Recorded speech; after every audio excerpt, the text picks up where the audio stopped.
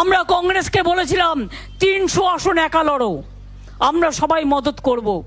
আর 243টা আসন সব রিজিওনাল পার্টিকে দিয়ে দাও, যারা যেখানে স্ট্রং তারা লড়ুক, সেখানে তুমি মাতব্বরি করবে না।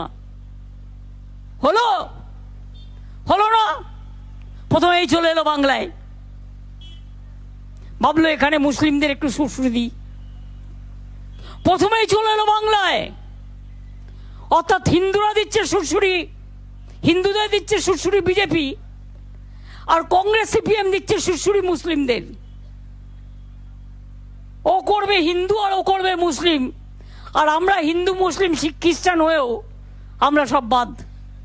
40 സീറ്റിൽ പോലും കോൺഗ്രസിന് വിജയിക്കാൻ കഴിയില്ല എന്ന മമതയുടെ പരിഹാസം ഇന്ത്യ സഖ്യത്തെ ആകെയാണ് ഉലച്ചത്.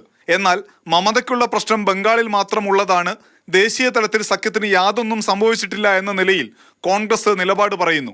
ഇന്ത്യ സഖ്യം ദേശീയ തലത്തിലുള്ളതാണ്, സംസ്ഥാനങ്ങളിലെ ഭിന്നതകൾ മാറ്റിവെച്ച് സഖ്യം ഒന്നിച്ചു പോരാടി വിജയിക്കുമെന്ന് ജയറാം രമേശ്. हमारे संगठन के लिए बहुत महत्वपूर्ण यात्रा है, क्योंकि हमारे कांग्रेस संगठन में एक नई ऊर्जा आई है, एक नई शक्ति आई है। इंडिया गठबंधन राष्ट्रीय चुनाव के लिए है।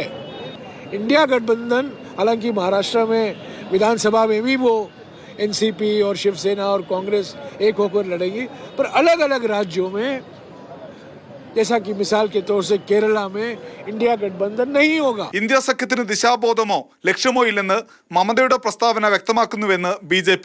കേരളത്തിലും പഞ്ചാബിലും മഹാരാഷ്ട്രയിലുമെല്ലാം പ്രശ്നം, എന്നിട്ടും ഒറ്റക്കെട്ട് എന്ന് പറയുന്നുവെന്ന് BJP. ഇവരെങ്ങനെ രാജ്യം ഒന്നിച്ചു ഭരിക്കുമെന്നും പരിഹാസം. इनके पास कोई मिशन या विशन नहीं है, इनकी बुनियाद में केवल कमीशन, കൺഫ്യൂഷൻ, കോൺട്രഡിക്ഷൻ और अपना अपना एम्बिशन है. കോൺഗ്രസിന് പിന്തുണയുമായി ശിവസേന ഉദ്ധവ് പക്ഷമെത്തി.